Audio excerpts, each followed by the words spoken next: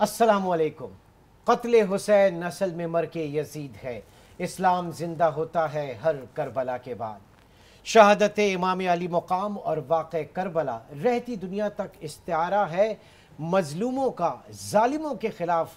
बातिलों के ख़िलाफ़, बातिल के ख़िलाफ़ डट कर खड़े हो जाने का, हक़ की राह पर डट कर खड़े हो जाने का। आज इसी हवाले से खुसूसी प्रोग्राम में खुश आमदीद। मैं हूँ इमरान सुल्तान। अपने गेस्ट पैनल का आपसे तारुफ कराता चलूँ। कराची स्टूडियो में हमारे साथ मौजूद हैं मुफ्ती सैयद ज़ैगम अली गर्देज़ी साहब,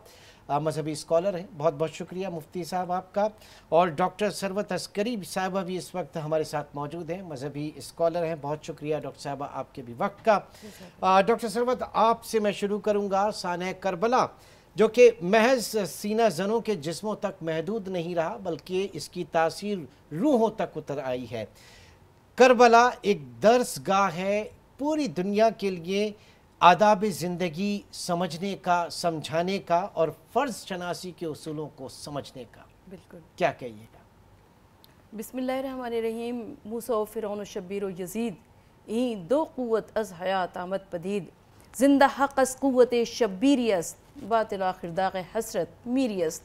ता क़यामत क़ता इस्तबदाद करद मौज खून ऊ चमन ईजाद करद, नक्श लल्लाह बर सहरा नविश्त सत्र उन्वाने नजात माँ नविश्त।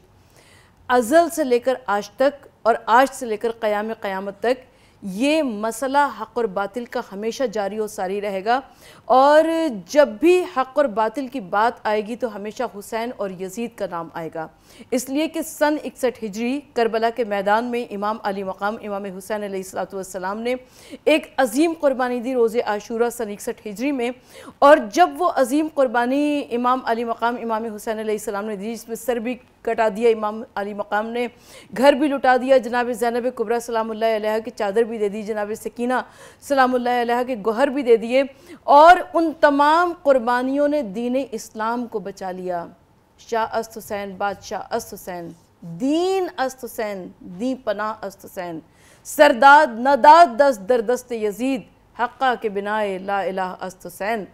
इमाम अली मकाम अलैहिस्सलातु वस्सलाम ने ये जो अज़ीम क़ुरबानी दी है, इस अज़ीम क़ुरबानी के ज़रिए इस्लाम को बचाया, कलमा ला इलाह को बचाया, दीन को बचाया, क़ुरआन को बचाया, शरीयत को बचाया। और आज पूरी दुनिया, मैं पूरी दुनिया की बात कर रही हूँ, हर तरफ से हुसैनियत की सदाएं बुलंद हो रही हैं, हर एक हुसैन हुसैन कर रहा है। और वो जो एक शेर है कि इंसान को बेदार तो हो लेने दो, हर कौम पुकारेगी हमारे हुसैन। आज क्या हिंदू, क्या ईसाई, क्या शिया, क्या सुन्नी, तमाम के तमाम अफराद इमाम अली मकाम इमाम हुसैन अलैहिस्सलातु वस्सलाम की अजीम कुर्बानी को याद कर रहे हैं। मुफ्ती साहब, उस कुर्बानी से, उस गम से पूरी दुनिया को जोड़ती है, तमाम दुनिया के जो मजलूम हैं उनको जोड़ती है, उनको एक लड़ी में पिरोती है। क्या कहेंगे? ये जो बात कही अभी के जनाब, एक दर्सगाह है करबला, जो है एक दर्सगाह है आदाब ज़िंदगी का और फ़र्ज़ शनासी का। आप क्या कहेंगे सर इस पे? बिस्मिल्लाहिर्रहमानिर्रहीम, अल्लाहुम्मा सल्ली अला मुहम्मदिन व अला आलि मुहम्मद व बारिक वसल्लम। बहुत शुक्रिया। यकीनन करबला सिर्फ मक्तल नहीं है बल्कि मकतब है और मुकम्मल तौर पर दर्सगाह है। और कामयाब ज़िंदगी गुजारने के लिए, ज़िंदगी की कामयाबी के लिए और आखिरत की कामयाबी के लिए बाकायदा मुकम्मल तौर पर एक निसाब मौजूद है हमारे सामने। इमाम पाक का मदीना मुनव्वरा से मक्कतुल मुकर्रमा तशरीफ़ आवरी, मक्कतुल मुकर्रमा से फिर कूफ़ा आना, करबला में क़याम फरमाना, इन सारे मामलात का अगर जायज़ा लिया जाए तो कदम कदम पर पूरी इंसानियत के लिए कामिल रहनुमाई का हमें दर्स मिलता है। और इमाम पाक के तमाम खुतबात में हम देखें, इमाम पाक से जब भी तकाज़ा किया जाता है ना कि आप यज़ीद की बैत करें, तो आपने सिर्फ एक जुमले में पूरा निसाब अता फरमा दिया। ज़िंदगी गुजारने का तरीका क्या होना चाहिए, उसूल क्या होना चाहिए, और जब भी हक़ व बातिल के दरमियान जंग लड़ी जाए तो उस वक्त हमारा तरीक़ाकार क्या होना चाहिए, इमाम पाक ने हमारे लिए एक रास्ता अता फरमा दिया। आपने फरमाया कि मिसली ला युबायु मिसलहु, कि मुझ जैसा यज़ीद जैसे की बैत नहीं कर सकता। यानी मेरा और यज़ीद का मसला नहीं है, मेरा और यज़ीद का कोई शख्सी या कोई ज़ाती मसला नहीं है, कोई ख़ानदानी मसला नहीं है, बल्कि फरमाया कि मेरा मुझ जैसा होने का जो दावेदार होगा, मेरे रास्ते पर चलने का जो दावेदार होगा, उसके लिए जायज़ नहीं है कि वो यज़ीद पलीद जैसे शख्स की बैत करे। क्योंकि एक तरफ इमाम पाक का पाकीज़ा किरदार है, सुथरा किरदार है, बचपन से लेकर आज तक जिन लोगों ने देखा सिवाय तारीफ़ के और सिवाय खूबियों के उन्हें कुछ नज़र नहीं आया, और हमेशा حق کی ترجمانی کرنے والا، حق کا ساتھ دینے والا. اور دوسری طرف اگر یزید کا معاملہ دیکھیں تو باوجود اس کے کہ طاقت اور ثروت اس کے پاس موجود ہے، قوت دنیاوی طور پر موجود ہے، لیکن وہ پلیدی کا، نجاستوں کا مجموعہ ہے، ظلم و زیادتی کا ایک استعارہ ہے، باطل کا ایک استعارہ ہے. تمام تر خرابیاں جتنی بھی ہیں اس کی مجسم اگر صورت دیکھنی ہے تو وہ یزید کی صورت میں ہمیں نظر آتی ہے، اور اگر تمام خوبیوں کا مجموعہ دیکھنا ہے مجسم صورت میں تو امام پاک کی شخصیت ہمارے سامنے موجود ہے. اس لیے فرمایا کہ مجھ جیسا شخص اور میرے جیسا کردار رکھنے والا، عادات و اطوار رکھنے والا، راستہ رکھنے والا، فرمایا کہ اس کے لیے جائز نہیں کہ وہ یزید جیسے شخص کی بیعت کرے. امام پاک نے جتنے بھی خطبات ارشاد فرمائے، آپ نے ایک موقع پر فرمایا کہ یزید وہ مال مفلس یا مال رعایا کا وہ متسلب ہے اور اس کو غصب کرنے والا ہے، قابض ہے. یعنی اس کے لیے جائز نہیں ہے کہ وہ جو عوام کا پیسہ ہے، رعایا کا پیسہ ہے، اس کو ظلم و زیادتی کے لیے اور لوگوں کی وفاداریاں خریدنے کے لیے، جس طرح اس زمانے میں کیا گیا، وفاداریاں خریدنے کے لیے استعمال کیا جائے، بجائے اس کے کہ اس کو عوام کی فلاح و بہبود کے لیے، رعایا کے حقوق کی پاسداری کے لیے اس کو خرچ کیا جائے. یعنی کسی بھی مرحلے پر آپ کے خطبات کو اگر دیکھیں، آپ کے سامنے دو راستے ہیں نا، کہ ایک زندگی کا راستہ ہے، آسائشوں بھری زندگی کا راستہ ہے، پرتعیش زندگی کا راستہ ہے، اور دوسری طرف سامنے موت ہے. کہ اگر اس راستے کو چننا ہے تو اس میں آپ کے لیے جس چیز کی آپ خواہش کریں گے، دنیاوی طور پر کسی بھی عہدے کی آپ خواہش کریں گے آپ کو دے دیا جائے گا، جتنی بھی پرتعیش زندگی کا آپ ایک خواہش کریں گے آپ کو دے دی جائے گی. لیکن اگر یہ نہیں کریں گے تو فرمایا کہ پھر دوسرا راستہ یہ ہے. امام پاک نے ظاہری طور پر آسائشوں کو ترک کیا، اپنی قربانی دی، اپنے بچوں کی قربانی دی، آوان و انصار کو قربان کر دیا، صرف ایک مطالبے کے لیے کہ اگر امام پاک اس یزید کی بیعت کر لیتے تو پھر ہمیشہ کے لیے جو حق کا ایک چہرہ ہے اس کے چہرے پر پردہ آ جائے گا، حق کو پہچاننا مشکل ہو جائے گا. اس لیے امام پاک نے ساری اپنی جان اپنے آوان و انصار کی قربانیاں پیش کی. لیکن وہی بات کہ سرداد نہ داد 10 درد دست یزید. اور کیوں؟ کہ حق کا کہ بنا لا الہ الا اللہ حسین، یعنی بنا لا الہ ہے. اگر امام پاک قربانی پیش نہ کرتے تو لا الہ کی بنا قائم نہ رہتی، بنیاد قائم نہ رہتی. ٹھیک. ڈاکٹر ثروت، کربلا کے میدان سے جو نعرہ حق بلند ہوا، پوری دنیا کے مسلمانوں کے کو جھنجھوڑ دیا، نہ صرف جھنجھوڑا بلکہ ایک طاقت، اور یہ طاقت تا قیامت تک جتنے بھی ہماری اطراف میں جتنے بھی لوگ ہیں، جتنی قومی ہیں، چاہے وہ فلسطین ہو، چاہے وہ کشمیر ہو، آپ کہیں پر بھی دیکھ لیں تو یہ کتنی طاقت فراہم کرتی ہے. دیکھیں، سب سے پہلے میں مفتی صاحب کی بات کو آگے بڑھاؤں گی. مفتی صاحب نے فرمایا کہ امام علی مقام امام حسین علیہ السلام نے بہت سارے خطبات ارشاد فرمائے تھے. جب 28 رجب کو مدینے سے چلے تھے امام علی مقام، تو امام نے فرمایا کہ میں امر بالمعروف اور نہی عن المنکر کے لیے جا رہا ہوں. اس کے بعد عازم عراق ہوتے ہوئے راستے میں کئی مقامات پر خطبے دیتے گئے، یہاں تک کہ روز عاشورہ کئی خطبات ارشاد فرمائے ہیں. جب امام زین العابدین علیہ السلام لوٹ کر مدینہ واپس آئے تو کسی نے پوچھا، کہا کہ اتنی مرتبہ اپنا تعارف کروایا کہ میں رحمت للعالمین صلی اللہ علیہ وآلہ وسلم کا نواسا ہوں، میں فرزند علی و بطول ہوں، مگر لشکر یزید پر اس کا اثر کیوں نہیں ہوا؟ وہاں سے تو چند افراد آئے نا، حر آیا، حر کا بیٹا آیا، حر کا غلام آیا. تو امام سید سجاد نے فرمایا، کہا کہ اس لیے کہ ان کے پیٹوں میں رزق حرام تھا. یعنی جس کے پیٹ میں رزق حرام ہوتا ہے اس کے اوپر واضح اور نصیحت بھی اثر نہیں کرتی ہے، یہاں تک کہ اگر نبی کا اور یہ تا قیامت کے لیے، یہ قیامت تک کے واسطے اصول کربلا میں اصول بنا دیا گیا، اور یہ قیامت تک کے واسطے ہمارے لیے رول ماڈل بن گیا. اب آپ کے سوال کی جانب آتے ہیں. امام علی مقام کا پیغام حریت کا پیغام ہے، جوش کا پیغام ہے، جذبے کا پیغام ہے. اور جب حریت کے پیغام کی بات آتی ہے تو بر صغیر پاک و ہند، جبکہ اس سرزمین پر نہ ہندوستان کا وجود تھا نہ پاکستان کا وجود تھا، بلکہ یہ تمام کی تمام ایک اسٹیٹ تھی، انگریزوں کا تسلط تھا. انگریزوں کے تسلط سے آزادی حاصل کرنے کے لیے، نجات حاصل کرنے کے لیے مہاتما گاندھی نے ایک تحریک کی، ایک ایجیٹیشن کی ابتدا کی. اب جب انہوں نے اس تحریک کی ابتدا کی تو 72 سولجرز کو لیا. لوگوں نے اعتراض کیا، کہا کہ اتنے بڑے تاج برطانیہ کا سورج کبھی غروب نہیں ہوتا، اور اتنی بڑی امپائر سے لڑنے کے لیے صرف 72 سولجرز. مہاتما گاندھی نے تاریخی جملہ کہا، وہ بت پرست ہیں مگر اس کے باوجود حریت کا یہ عالم ہے. انہوں نے کہا کہ عدد کی قلت کو نہ دیکھو، نسبت کو دیکھو. جب یزید کی اتنی بڑی سلطنت سے لڑنے کے لیے حسین ابن علی گئے تو صرف 72 افراد تھے، اس لیے 72 کو لیا تاکہ تاج برطانیہ کا سورج جو کبھی بھی غروب نہیں ہوتا تھا اس سلطنت کو مسمار کر دیا جائے. تو یہ جہاں پر بھی کوئی مظلوم اپنے حق کے واسطے آواز بلند کرتا ہے تو حسینیت کا نام لیا کرتا ہے, حسین کا نام لیا کرتا ہے, امام مظلوم کا نام لیا کرتا ہے, اور وہ کامیاب ہو جاتا ہے. اس لیے کہ جب جذبے کی بات آتی ہے تو کربلا ہمیشہ ہر مقام پر ایک رول ماڈل کی صورت میں نظر آتی ہے. جو گائیڈنگ پرنسپلز ہیں ظاہر ہے کہ اس معاشرے میں اور رہتی دنیا تک ہمیں جسے اپنانا ہے. اب اب میں یہی سوال آپ کی طرف بھی رکھوں گا کہ کتنی طاقت ایک قوم کے لیے, ظاہر ہے کہ جب رہتی دنیا تک حق ہے تو باطل بھی ہے, نیک ہے تو بد بھی ہے, یہ سفر جاری رہے گا, اور یہ کربلا کے جو گائیڈنگ پرنسپلز ہیں یہ بھی تا قیامت تک کے لیے ہیں. مفتی صاحب, یقیناً امام علی مقام کا اگر کردار ہم دیکھیں تو امام پاک سے جو مطالبات کیے جاتے ہیں اس میں مطالبہ بنیادی طور پہ یہ ہے کہ بیعت کی جائے. یعنی آج تو معاملہ یہ ہے نا کہ لوگ سر بچانے کے لیے ہاتھ دے دیتے ہیں, کسی کی بیعت کرنی ہے, ووٹ دینا ہے کسی کو, کسی کے شر سے بچنا ہے تو اس کی ہاں میں ہاں ملا دی, اس کے نظریے کو قبول کر لیا یا اس کے لیے کسی مصلحت کا شکار ہو گئے. آج وہی نظریے کی بات ہے نا کہ اپنا سر بچانے کے لیے, اپنی عزت اور ساکھ بچانے کے لیے اپنے نظریے کی قربانی دے دی جاتی ہے, مصلحت پسندی کا شکار ہو جاتے ہیں. لیکن امام پاک اس ہاتھ کی حرمت کو, بیعت کی جو حرمت ہے, تقدس ہے, اس کو واضح فرما رہے ہیں کہ یہ اتنا عام معاملہ نہیں ہے کہ کسی ارے گہرے کے ہاتھ میں ہاتھ دے دیا جائے, بلکہ اس ہاتھ کے تقدس کو بچانے کے لیے اگر سر کی بھی قربانی دینی پڑے, آوان و انصار کی قربانی دینی پڑے,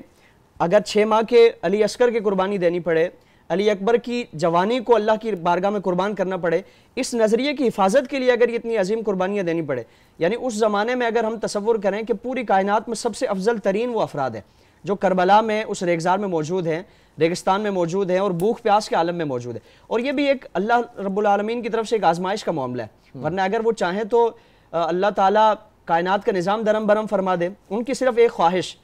وہ نجران کے عیسائیوں کے وفد نے جب مباہلے کے لیے حاضر ہوئے تھے تو کہا تھا نا کہ یہ چہرے ایسے ہیں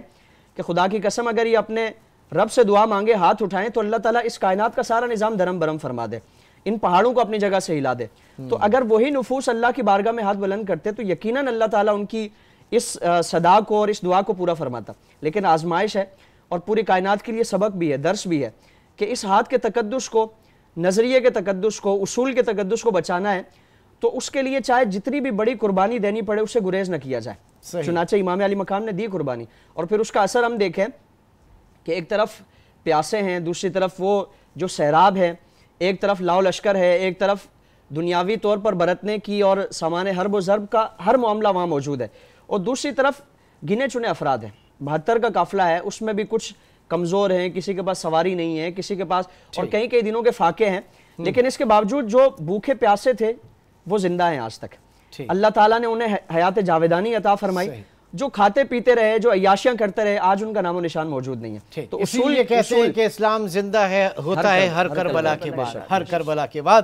ایک چھوٹے سے بریک کی کال, بریک کے بعد ہم ایک اور گیسٹ کو بھی اپنے ساتھ لینا چاہیں گے. چھوٹے سے بریک کے بعد دوبارہ ملتے ہیں. پروگرام میں ایک بار پھر خوش آمدید کہیں گے, اور قاضی احمد نورانی صدیقی صاحب نے بھی ہمیں جوائن کیا. بہت شکریہ قاضی صاحب آپ کے وقت کا. ہم بات کر رہے ہیں فلسفہ حسینیت پر. یہ بتائیے راہ حسینی کیا ہے, اور کیا آج کل کے دور میں اسے کس تناظر میں دیکھا جا سکتا ہے؟ کیا مذہب کی, مسلک کی کوئی قید ہے اس میں؟ بسم اللہ الرحمن الرحیم. ولا تہنوا ولا تحزنوا وانتم الاعلون ان کنتم مؤمنین.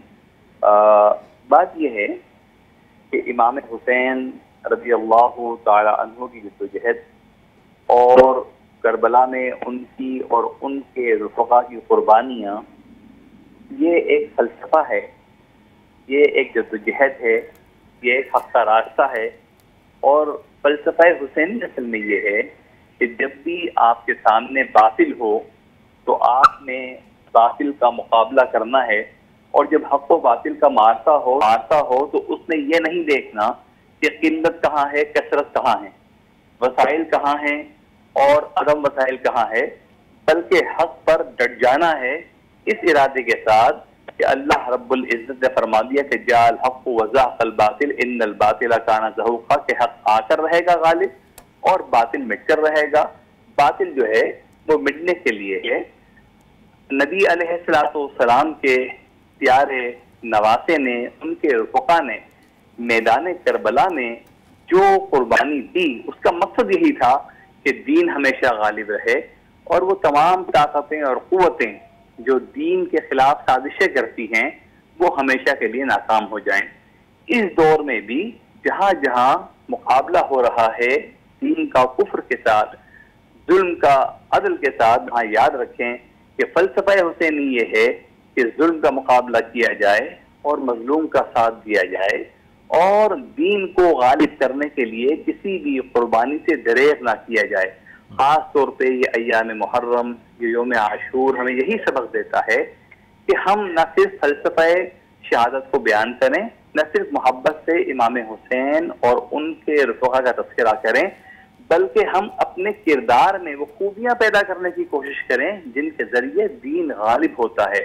اپنے افکار کی اصلاح کریں، اپنے کردار کی اصلاح کریں اور پھر اپنے معاشرے کی اصلاح کریں تاکہ جس عظیم مقصد کے لیے نواسِ رسول نے قربانی دی وہ مقصد باقی رہے اور اس دور میں بھی دین ہر فتنے پر غالب ہوتا ہوا نظر آئے۔ ٹھیک، بالکل آپ ہمارے ساتھ ہی موجود ہیں اور ڈاکٹر ثروت میں آپ کی طرف آتا ہوں۔ یہ بتائیے کہ کربلا کی تحریک کو آج کے سیاسی حوالے سے، کیونکہ اس کا ہے نا ہر پہلو اس میں سے نکل رہا ہے، تو اس کے جو گائیڈنگ پرنسپلز ہیں ان کو اگر لے کر چلیں اور اس کے اوپر ایک سیاسی معاشرہ جو ہے اس کی ترویج، اس کے فروغ کے لیے کام کیا جائے تو کس طرح کا معاشرہ جو ہے وہ وجود میں آ سکتا ہے؟ دیکھیں، سب سے پہلے میں یہ عرض کرنا چاہتی ہوں کہ جدا و دین سیاست سے تو رہ جاتی ہے چنگیزی۔ یاد رکھیے گا کہ امام علی مقام امام حسین علیہ السلام اس سیاست کے نمائندے تھے جو کہ سیاست الہیہ تھی، اور امام حسین علیہ السلام نے اس سیاست کے لیے اپنی آج کا لیڈر آج اپنے فالوور سے کہتا ہے کہ تم دو قربانی، لیکن امام علی مقام مقتل کربلا میں روز عاشورہ جبکہ 28 رجب کو جب چلے تھے تو امام کے مؤذن ساتھ چلے تھے حجاج بن مسروق، لیکن آپ نے اپنے جوان بیٹے علی اکبر کو آگے کیا اور کہا کہ تم اذان دو اور اس کے بعد کہا کہ قربانی دو۔ تو یہ فرق نظر آتا ہے آج کے لیڈرز میں اور امام علی مقام۔ ہمارے بچے ہم سے یہ سوال کرتے ہیں کہ آج کل کے دور میں بھی تمام برائیاں موجود ہیں، یعنی جھوٹ بھی بولا جا رہا ہے، حسد بھی ہے، تکبر بھی ہے، تمام برائیاں جو اس دور میں موجود تھی وہ بھی آج بھی اس دور میں بھی موجود ہیں، تو آخر امام علی مقام کی اس عظیم قربانی کا فائدہ کیا ہوا؟ میں ایک بات عرض کرتی چلوں کہ امام علی مقام کی اس عظیم قربانی کا فائدہ یہ ہوا کہ یزید کا پرابلم یہ تھا کہ وہ علل اعلان حلال خدا کو حرام قرار دے رہا تھا اور حرام کو حلال، جائز کو ناجائز، ناجائز کو جائز بنا رہا تھا، اور پرابلم یہ تھی کہ وہ خلیفۃ المسلمین بھی تھا اور خلیفۃ المسلمین کے ہونے سے وہ سارا سب کچھ اسلام کے نام پر کر رہا تھا۔ امام حسین علیہ السلام نے منکرات اور محرمات کی ایک دیوار کھڑی کر دی۔ آج اگر کوئی برائی کرتا ہے تو اپنے بیہاف پہ کرتا ہے، وہ اسلام کے نام پر نہیں کرتا، اس لیے کہ جو جھوٹ بولے گا اس کو پتہ ہے کہ لعنت اللہ علی الکاذبین، یعنی جھوٹوں پر خدا کی لعنت ہے۔ تو جو بھی کرتا ہے برائی وہ اپنے بیہاف پہ کرتا ہے، اسلام کے نام پر کوئی نہیں کر سکتا۔ ٹھیک ہے مفتی زیغم صاحب، بات یہ ہے کہ آج کی اس آلودہ سیاست میں بھی ہم امر بالمعروف و نہی عن المنکر کا نعرہ لگاتے ہیں۔ یہ بتائیے کہ یہ اگر ہم گائیڈنگ پرنسپلز کو لے کر چلیں فلسفہ شہادت کے حوالے سے، کربلا کے حوالے سے، اور اس کے اوپر اپنا ایک معاشرہ ترویج کرنے کی کوشش کریں تو کتنا مختلف ہوگا؟ اس پرفتن دور میں بھی ہم اگر کسی بھی اپنے شعبے کو پاکیزہ کرنا چاہتے ہیں، چاہے وہ سیاست ہو، معاشرت ہو یا دیگر ہماری زندگی سے جڑے ہوئے پہلو ہوں، امام علی مقام کا کردار اور آپ کو اسوہ ہمارے سامنے مشعل راہ ہے۔ ہم امام پاک کا اگر سفر کی روانگی جب ہوئی، اس کا آغاز ہوا، اس وقت ہم دیکھیں تو امام پاک نے حضرت محمد بن حنفیہ کو جو خط لکھا اس میں واضح طور پر اس چیز سے متعلق اس کو کلیئر کیا۔ آپ نے فرمایا کہ میری جو روانگی ہے یا میرا جو ارادہ ہے یہ کسی اقتدار کے حصول کے لیے نہیں ہے، اقتدار کی خواہش کے لیے نہیں ہے، بلکہ ظالم کو اس کے ظلم سے روکنے کے لیے، باطل کو اس کے بطلان سے روکنے کے لیے ہے، اور جو ظلم و زیادتی کا دین کے نام پہ ایک سلسلہ روا رکھا گیا ہے وہ اس راستے کو روکنے کے لیے کہ اگر اس کو روکا نہ گیا تو حق اور باطل میں پہچان مشکل ہو جائے گی، صحیح غلط میں فرق اس کو پہچاننا مشکل ہو جائے گا، تو فرمایا کہ ان ساری برائیوں کو روکنے کے لیے میرا خروج یہ ضروری ہے۔ اور پھر ہم دیکھیں نا کہ سیاست کو پاکیزہ کرنے کے لیے ہی امام پاک تشریف لائے، امام پاک کا سارا مقصد ہی یہی تھا۔ آج ہم اپنی محلے کی مسجد میں کسی فاسق و فاجر کو امام نہیں بناتے، حالانکہ وہ امامت صغرا کہلاتی ہے. امامت کبرا کیا ہے کہ آپ کسی کو حاکم بنا دیں, کسی کو خلیفہ نامزد کر دیں. تو امامت کبرا کے لیے اگر کوئی فاسق و فاجر ہو اور ایسا ہو جو اعلان فسق و فجور میں مبتلا ہو, حرام کو حلال کرنے والا, حلال کو حرام قرار دینے والا, محرمات سے کھلم کھلا نکاح کرنے والا, شراب نوشی اور بدکاری اور دیگر اس طرح کے منکرات کو اعلان رائج کرنے والا ہو, اور اگر ایسے افراد موجود ہیں کہ جو اس سارے نظام میں گندگی کا باعث بنتے ہیں, اس نظام کے تقدس کو خراب کرنے کا اور مجروح کرنے کا باعث بنتے ہیں, اور ان کے خلاف بھی اگر ہمارا خروج نہیں ہے, ہماری ہمدردیاں ان کے ساتھ ہیں, ہمارے معاملات اور وفاداریاں ان کے ساتھ ہیں, تو پھر یہ ہم تصور کریں کہ امام پاک کا ہمیں نام لینا, ان سے اپنی نسبتوں کو قائم کرنا اور ان ساری چیزوں کا ایک دعویٰ کرنا کہ ہم امام پاک کے نام لیوائیں, تو یقیناً یہ کافی نہیں ہوگا. امام پاک کے نام کے ساتھ ساتھ وہ کام, وہ پیغام اور آپ کے ذکر کے ساتھ ساتھ جب تک فکر نہیں ہوگی, جب تک وہ سوچ اور وہ نظریہ نہیں ہوگا ہمارے پیش نظر, تو یقیناً یہ امام پاک کے سے جو وفاداری کا اور نسبت کا ایک جو دعویٰ ہے وہ کامل وہ نہیں مانا جائے گا. ٹھیک ہے قاضی نورانی صاحب, اب عالم یہ ہے کہ اس وقت معاذ اللہ صادق و امین کے سرٹیفکیٹ ہم خود بانٹتے ہیں, ہماری جو سیاست جس نہج پر ہے, اور آپ سمجھتے ہیں کہ دین کو ایکسپلائٹ کرنے کی کوشش کی جا رہی ہے, عوام کو گمراہ کرنے کی کوشش کی جا رہی ہے دین کے نام پر, فلسفہ حسینیت کے نام پر؟ بالکل, ایک طبقہ ایسا ہے جس نے دین کو مذاق بنا رکھا ہے اور دین کے شاعر کا مذاق اڑایا جا رہا ہے. عامۃ المسلمین کی ذمہ داری ہے کہ دین متین کے تقدس کو ہرگز پامال نہ ہونے دیں, اور جب ہم دیکھتے ہیں فلسفہ قربانی امام حسین کی طرف تو آواز آتی ہے کہ کوئی کہہ دے یہ حکومت کے نگہبانوں سے, کربلا جنگ ہے وقت کے سلطانوں سے, ان تمام حاکموں سے جو کہ غریبوں پر ظلم کرتے ہیں, جو اسلام کا نام لے کر کلمہ کو ہوتے ہوئے اسلام کو نافذ نہیں کرتے, انہیں کربلا للکارتی ہے. فلسفہ حسینی للکارتا ہے کہ اپنے اعمال کو درست کرو, اپنے اطوار کو درست کرو, اور ہمیں امام حسین کی قربانی یہی درس دے رہی ہے کہ ہم باطل کو باطل کہیں اور برائی کے خلاف اٹھ کھڑے ہوں. جب برائی کے خلاف اٹھ کھڑے ہوں گے تو برائی آہستہ آہستہ دبتی چلی جائے گی, برائی کو پنپنے کا موقع نہیں ملے گا. جب تک ہم برائی کو برائی نہیں کہیں گے, برداشت کرتے رہیں گے, تو یہ برداشت کرنا بھی ظلم کو فروغ دینے کا سبب بنے گا. بالخصوص یہ ایام ہمیں یاد دلا رہے ہیں کہ جب نواسہ رسول جو اتنی عظمتوں پر فائز ہیں کہ اللہ کے نبی صلی اللہ علیہ وآلہ وسلم نے انہیں جنت کی بشارت دی, جنتی نوجوانوں کا سردار قرار دیا, لیکن وہ اپنے تمام رفقا کو حق کے لیے قربان کر سکتے ہیں, تو پھر ہماری حیثیت کیا ہے؟ اور آج کے دور میں بھی علماء حق اس ذمہ داری ادا کر رہے ہیں کہ وہ ہر باطل کو باطل کہتے ہیں اور کلمہ حق کے لیے آواز بلند کرتے ہیں. ہمیں ان کا دست و بازو بننا چاہیے, اور یہ صرف ایک طبقے کی نہیں بلکہ تمام دنیا کے مسلمانوں کی ذمہ داری ہے کہ وہ ایسے حکمرانوں کا انتخاب کریں جو اسلام کی سربلندی کے لیے کام کریں. میں آتا ہوں کہ عالم اسلام کی کیا ذمہ داری ہے, بالخصوص فلسطینیوں کو لے کر, اس کشمیر کی عوام کو لے کر اور اس پورے فلسفے کو لے کر. ایک چھوٹے سے بریک کے بعد یہ سوال میں رکھوں گا اپنے پینلسٹ کے سامنے, ایک چھوٹے سے بریک کے بعد دوبارہ ملیں. Welcome back. جی ڈاکٹر ثروت, ایک عالم اسلام جو ہے وہ واقع کربلا کو, فلسفہ حسینیت کو اور راہ حسینی کو سمجھتی ہے, جانتی ہے, مانتی ہے, اور ہم کیا جو غیر مسلم ہیں وہ بھی اس کو مانتے ہیں, لیکن پھر بھی بات ساری وہیں پر آ کے رک جاتی ہے کہ جو قیامت صغریٰ جس کا شکار کشمیر کی عوام بھی ہے, فلسطین کی عوام بھی ہے, وہاں پر ہمارے مسلمان حکمران تمام جو اسلامک بلاک ہے ان کی کیا ذمہ داری بنتی ہے؟ قتل حسین اصل میں مرگ یزید ہے, اسلام زندہ ہوتا ہے ہر کربلا کے بعد. میں اس میں تھوڑا سا تصرف کرنا چاہوں گی کہ اسلام زندہ ہوتا ہے ہر کربلا کے بعد نہیں, بلکہ اسلام زندہ ہوتا ہے بس کربلا کے بعد. اس لیے کہ یہ کربلا جو ہے ہمارے سامنے ایک رول ماڈل ہے, ایک آئیڈیل ہے. اور صرف کشمیر اور فلسطین کی بات کیوں کریں, بحرین میں, یمن میں, سیریا میں, جہاں پر بھی مسلمان مشکلات کا شکار ہیں, ہم اور نہ صرف مسلمان بلکہ کوئی بھی مظلوم,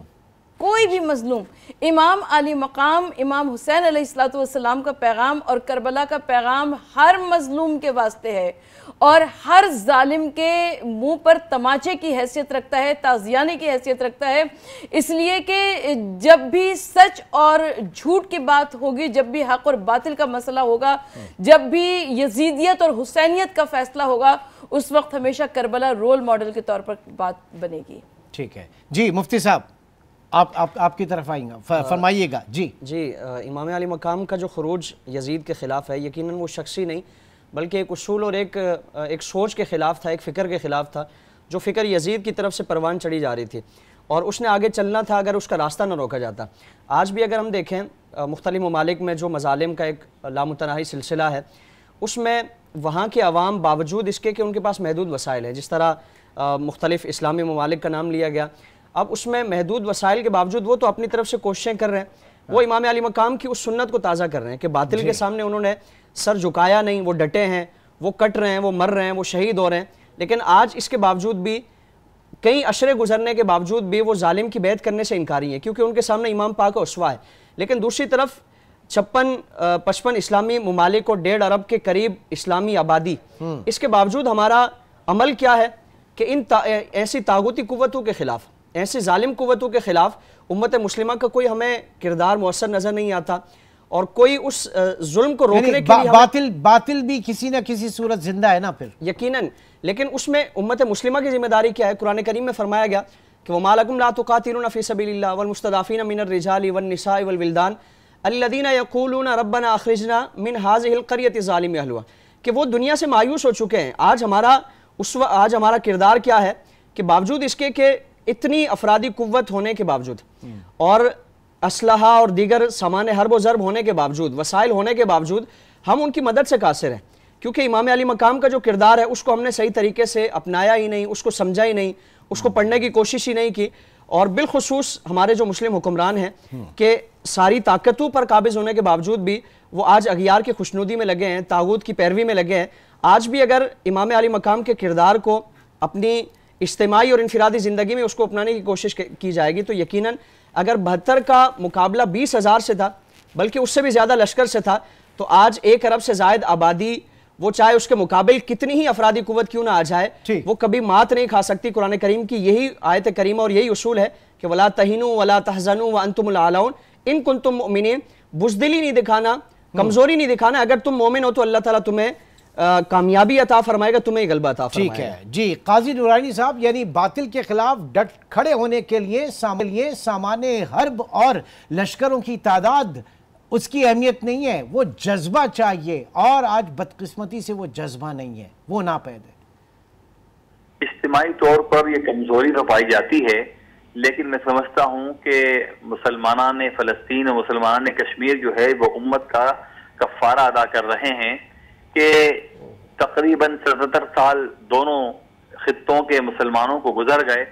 اور وہ طاقت و قوت کا کوئی توازن نہیں ہے, لیکن اس کے باوجود انہوں نے وقت کے تمام تر فرعونوں کو, وقت کے تمام تر حامانوں کو ایک نکیل ڈال رکھی ہے. غزہ کا دنیا دیکھتی ہے, تماشا کے چاروں طرف سے محاصرہ ہوتا ہے, لیکن پھر بھی وہ اٹھ کھڑے ہوتے ہیں. اور پھر المیہ یہ ہے جب ان کی فریاد کوئی لے کر جاتا ہے اقوام متحدہ میں تو عالمی طاقتیں کہلانے والے بجائے اس کے کہ مظلوموں کا ساتھ دیں وہ ظالم کا ساتھ دیتے ہیں, خاموشی اختیار کر لیتے ہیں. تو آج بھی جب ہم دیکھتے ہیں کہ فلسطین کا ایک بچہ اور ایک بچی ایک غلیل لے کے کھڑا ہے تو پھر ہمیں میدان کربلا یاد آتی ہے, وہ ہمیں علی اکبر رضی اللہ تعالیٰ عنہ کی قربانی یاد آتی ہے, ہمیں حضرت علی اصغر کی قربانی یاد آتی ہے. جب ہم دیکھتے ہیں کہ کشمیر کی بچیاں کھڑے ہو کر اپنی آزادی کے لیے